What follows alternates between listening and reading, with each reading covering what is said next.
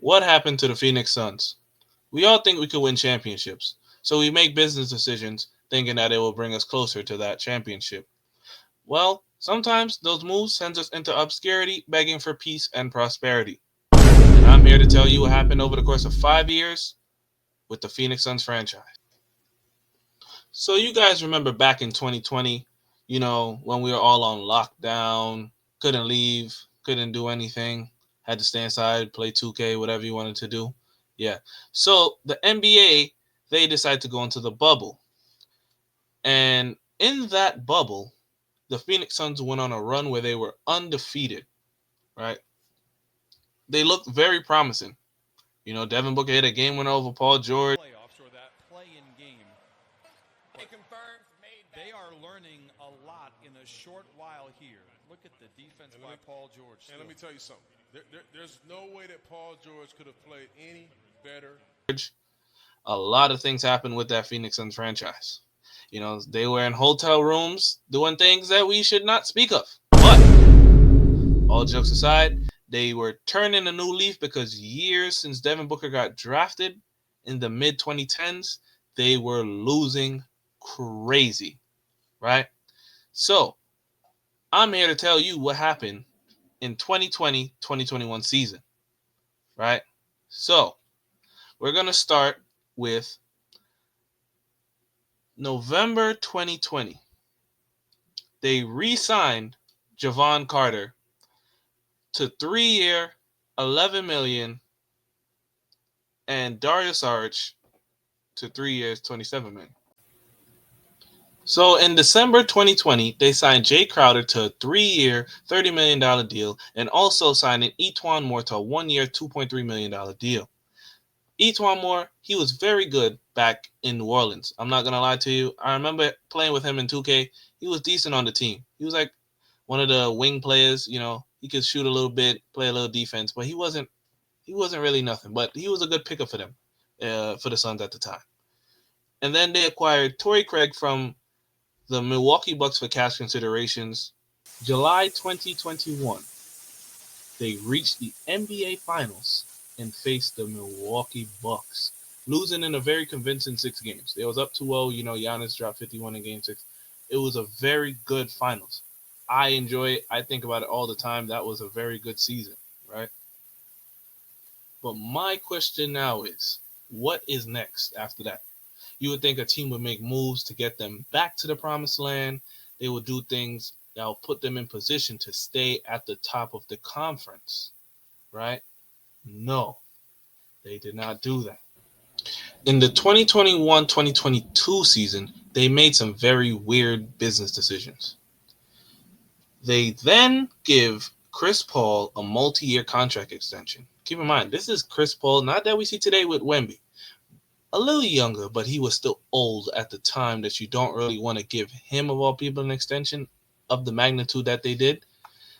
August 7, 2021, Chris Paul signed a 4-year contract extension up to $120 million. They gave Chris Paul $120 million. Me personally, I'm not giving Chris Paul that much money at that point in his career. I know he's only going downhill after that. And if I was to check his stats after that, right, from the time he signed that deal, right, after, I know for a fact he declined. I know for sure Chris Paul declined. And I am going to be a basketball reference merchant and figure this out right now. Hold on. Why is hiding his basketball ref? Here we go. So he signed August 6th he signed the deal. Right? So that would be played 65 games, averaged 14. Right? They went 20. Okay, yeah. He went from 16 points when he first got to Phoenix down to 14.7, 15. He averaged 10 assists, then dropped down again in points to 13.9, then down again when he got traded to Golden State, and now he averaged 8 points. So you paid him all that money to just progressively get worse. And at the time, he was 36. Come on, bro. He is now 39. He's damn near, he's turning 40 in a couple of days. So what was the purpose of paying him all that money? That's bad decision number one. They then promoted Kevin Young to associate head coach and added Brian Gates, Jarrett Jack, and Steve Scalazzi to the coaching staff. Now, I don't really have a problem with coaches. You know, I know they have a big role on the bench and how, players develop and so on and so forth. So we'll get to that, right? February 10th, 2022, they traded Jalen Smith and a 2022 second round pick to the Indiana Pacers for Torrey Craig, and they acquired Aaron Holiday from the Washington Wizards for cash considerations. Now, Jalen Smith has a potential chance to make the NBA playoffs. What do the Phoenix Suns have? Nothing. They don't have anything. No money. No nothing. They are struggling. Okay. These are just bad decisions. I'm not saying Jalen Smith is a stud or nothing, but he could have at least been playing for y'all. He's a power forward center. He's 6'9". He's decent. From what I'm seeing here, what did he average this season? Let's just check. This season, he's currently averaging 8 points. Wait, yeah, 8 points, 5 rebounds, 1 assist. The year he got traded from Phoenix to Indiana, he went from 6 points to 13 points and 7 rebounds. He was averaging 6 points and 4 rebounds on the Suns. Maybe it's all about opportunity. I'll be honest, maybe. But that's just bad decisions once again. Now, in the 2022-2023 season, they made more heinous moves, in my humble opinion, right? And you're going to understand why I say that. So on February 9th, 2023, in the dead of night, I'm talking about everybody sleep, chilling, probably getting some buns, doing something, right? The Phoenix Suns acquired Kevin Durant and TJ Warren. I can't even tell you what team he's on. He's been around the league more than somebody's been around the corner, bro. But TJ Warren from the Brooklyn Nets in exchange for Mikal Bridges, Cameron Johnson, Jay Crowder, and 4 first-round picks. Right? Now, here's why I say this was a bad move. At the time, it sounded good. Book and KD, all right. That's not bad. But you gave up 3 core pieces that helped you get to where you needed to go. Right? This is why I don't think trading your core for a star, especially at Kevin Durant's age, not his skill, at his age, will benefit you. Because look at where we are today in 2025. Right? You traded those pieces for him, and now he's not even going to be on the team more than likely next season at the start of the 2025-2026 season. So what was it for? You thought you was going to get across the finish line, but you did not. They then play Jokic in the second round. They beat the injured Clippers, and they got to the second round and got beat by Jokic. And if I was to rewind a little bit to the 2022 playoffs, you know what happened? That's where all the memes, bang, Chris Paul from 3, down 42. That's that playoff run. Then you got the what happened when Luka's looking at Devin Booker? Yeah, that's that same playoff run in 2022. Embarrassment the next season, right? Now Luka owns the Suns. Bad, right? Now we're gonna go back to 2023. They lose to Jokic. They're not losing to scrubs, right? But with the team they had at the time, you would think they're going to make these moves, right? Keep in mind, at this time, I believe they already fired Monty Williams. Yeah, no, this is the season they fired Monty Williams. I could be wrong. 2023 or 2022, they fired Monty Williams because this is the 3rd season with a new coach where they fired a coach. Yeah. So they then trade Chris Paul, Landry Shamet, and multiple second-round picks to the Washington Wizards for Bradley Beal, Jordan Goodwin, and Isaiah Todd. Hey, I used to be big on high school hoops back in the day. Like when I was in high school, about 2016, 2017, when I was in high school, Isaiah Todd was supposed to be the next big thing. From the way it looked like on Baller's Life and hoop mixtapes and stuff like that, I think he was number one in the country at one point. I don't know what happened, but now, you know, but okay. So they traded for Bradley Beal. I like Bradley Beal. I always liked his game.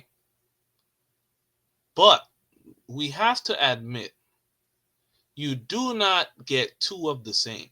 Boston got lucky by having two of the same, but they're not exactly the same. To me, Book and Beal are identical in the sense of how they play. Like Book is more shooting oriented and Beal is more slashing, but they still both wing guards, two guards at that need the ball in their hand. They're not really passers. Book is a better passer than Beal, but you know what I'm saying? The end of that season, in that off season, sorry, they completed Frank Vogel's coaching staff, including associate head coach Kevin Young and assistant David Fizdale. All right. So I would have understood if you would have made these moves with getting what you need. At this time, they did not have what they needed. If they were able to keep the core and add Kevin Durant, now we're talking. If you was to trade Chris Paul for Kevin Durant, I would understand. But you did not do that. You traded him for Bradley Beal. Not bad, but bad. That's bad decision number 2. Okay. Now, in the 2023-2024 season, they made another bad move, in my humble opinion. So, in 2018, the year that Luka was drafted, Trae Young, Colin Sexton, Marvin Bagley, so on and so forth, the Suns had the number 1 pick. Like I said, before 2020, they were bad. They were just you didn't think they were ever going to be good again. You know they had promising pieces though, like Devin Booker and Tyler Ulis. Shout out to him. But you never knew if they were going to be good again. So 2018, they had the number 1 pick. They took DeAndre Ayton. Fast forward to the 2023-2024 season. They trade DeAndre Ayton and Toumani Camara to the Portland Trailblazers. They got Yusuf Nurkic, Grayson Allen, Nazir Little, and Keon Johnson. Bad decision number 3. Why? Not only did you get a bad piece in Yusuf Nurkic because he did not fit that offense. If you watch the Suns, you know he did not fit them at all, right? You did get a decent pickup in Grayson Allen because he did help that team a lot. I will be honest. I'm not going to sit here and hate. They say he's a dirty player, but he helped them out a lot. You got Nasir Little. I can probably count on my hands how many times I've seen him actually get on the court. In Portland, I've seen him play a few times. But in Phoenix, I don't think he played a lot. Maybe somebody correct me. I don't think he played a lot. Keon Johnson, he was good on the Clippers for a little bit, in garbage time. He got to the Portland Trailblazers. I haven't heard from him since. No, actually, I'm lying. He's doing very well on Brooklyn. He's going to be one of the talked about defensive wings. If you watch Brooklyn, shout out to Brooklyn. He's doing his thing. But fast forward to October 2023, they waived Keon Johnson and Ish Wainwright. So you trade in for pieces that you don't want to keep. And another thing about Toumani Camara, he's an all-world defender. If you watch Portland, you know he's a good defender. I was put onto him by Brett Usher. I believe it was Brett Usher. But I was put onto him by Twitter, and I had to go watch a game or two for myself. He's actually really good. He should be first-team all-defense, in my estimation.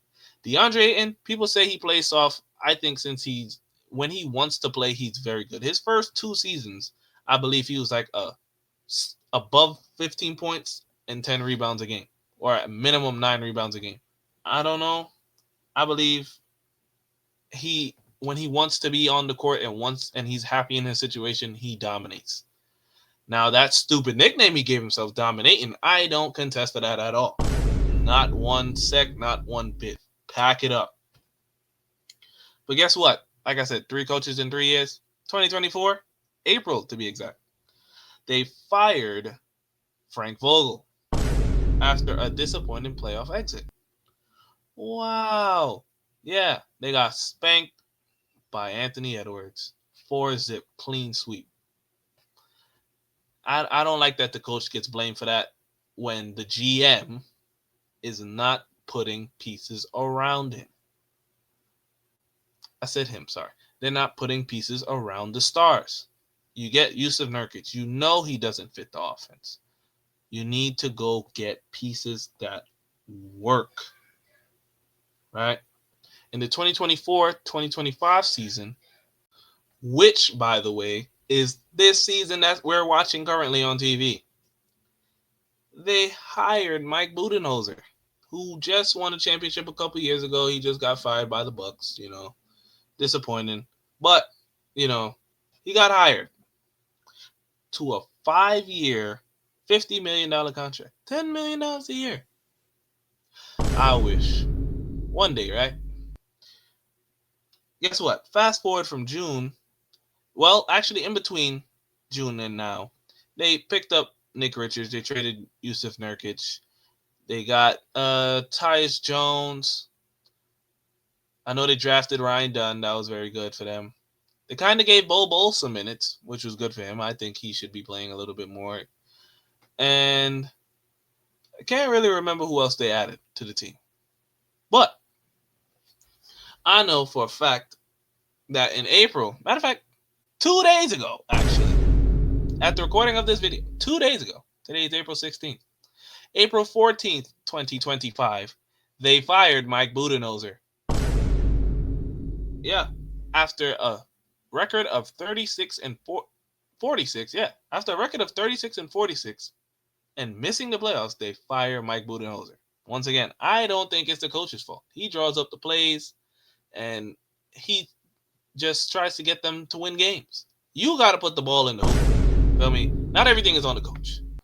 And there was a report the other day, right? Let me see if I can pull it up here on my phone.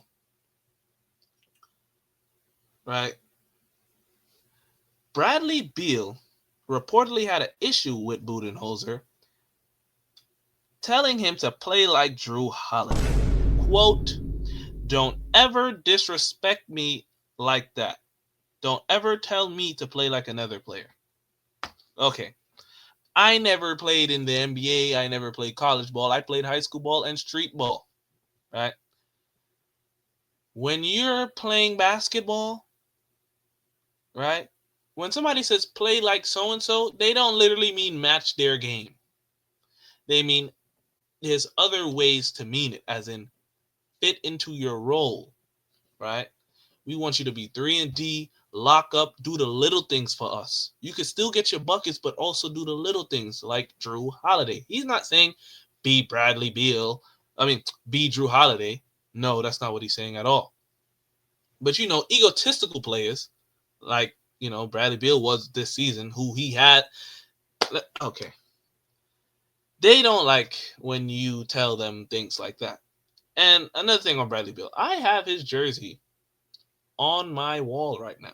His Washington Wizards jersey. Like I said, I like Bradley Beal. But this guy has to be one of the most, if not the most, disappointing player of this season. Right? Bradley Beal has a no-trade clause in his contract. At the deadline, they wanted to move him. Supposedly, he did not want to go nowhere. He's happy in Phoenix. So guess what? He has them in a chokehold. Vice grip. Yeah. They can't do anything with him. He's stuck. They're stuck, sorry. He's not stuck because he's happy. He ain't stuck. They're stuck. Paying him money that they don't want to pay. When they came to getting Jimmy to Phoenix, I don't want to go to Miami. Who don't want to go to Miami? I want to go to Miami. I just came from Miami last year. I would love to be there every day. But guess what? I'm not. He doesn't want to go. He's stuck. I keep saying he's stuck. They're stuck with him. And, they made him come off the bench. He made some buckets on the bench. But guess what? Some way, somehow, it didn't work out. So now they're on the search for another coach. There's a few coaches on the market right now, I believe. There's Mike Brown, that got fired from Sacramento. David Fizdale, I think, who's still on their bench. I could be wrong. Willie Green, who was a good coach for New Orleans that few years he was there. I'm not saying he's the best, but he's good at developing younger teams and stuff. I don't know about Jared Dudley. Yes, I have a list here. Jared Dudley, I don't know about him, man. Sean Sweeney, Chris Quinn, Johnny Bryant, Royal Ivy, and Kevin Young. Those are a few coaches that's on the market. But I'm here to say this, Phoenix, and this free agency, please, because when I do my overview of your free agency heading into the next season, I want good things to happen. I believe they're going to trade Kevin Durant, and I believe that Devin Booker might be traded there. There's speculation that he might get moved to Detroit. I don't really like that, only because I don't think trading core pieces work. I'm a big believer in keep your core together and let it rock. I'm an old school basketball type of guy. Stick with one team. Let's work this out. Let's figure it out, and let's develop. Get a new development side. A new development staff. Just try and build chemistry with one another. Get KD out of there. He's older. Get somebody younger, probably 27, 26.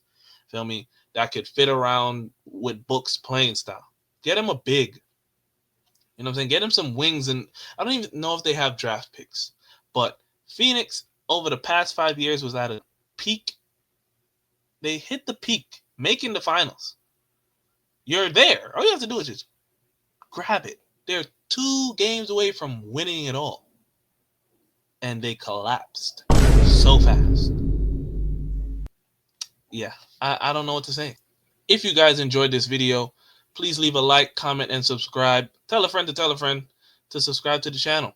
If I didn't say it before, I'm Z, as you can see, my name in the corner. I'm here to dissect every team over the past couple of years. I'll keep making videos like this if you guys enjoyed it, and I hope to see you guys again on the next one. Make sure to follow us on social medias.